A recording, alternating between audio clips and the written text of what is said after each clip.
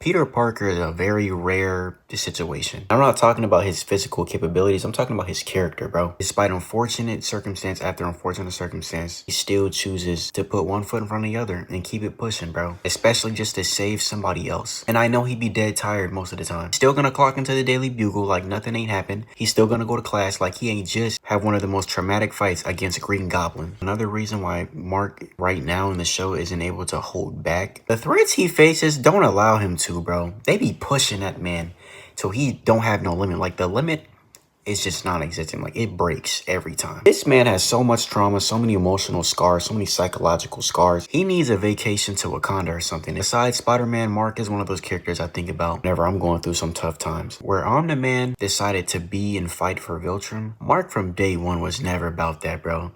And you can even see more of that by looking at his variants. It goes to show that what Mark is doing and how he is, our Mark, that isn't the default setting. Succumbing to the Viltrum Empire, that's the easier path. It's so much easier to be super. It's so much easier to be a god or a Viltrumite. But it's hard as hell to be a person, bro. It's hard as hell to be a person that you have to worry about rent, that you have to worry about working a job, worrying about going to school, worrying about helping and taking care of your loved one, to also balance all that while fighting your own bloodline. Could have easily took the path with the least resistance, bro. Because at least when he embraces that Viltrumite side like the other variants, he doesn't have to worry about going to school. He doesn't have to worry about working. He doesn't have to worry about the people he cares about. He doesn't have to worry about protecting a planet that they deem inferior. When it's all said and done, I think some will fear Mark because where most chose Viltrum, he chose Earth, bro. Even his father didn't understand why he was so hell-bent on not joining Viltrum and protecting Earth. Because Mark, he's a glitch in the multiverse. Look how he consoles with Oliver when he's having that conversation about how life is precious and you can't just kill just because they're villains. One thing that ticks Mark off the most whenever he's talking to Cecil is that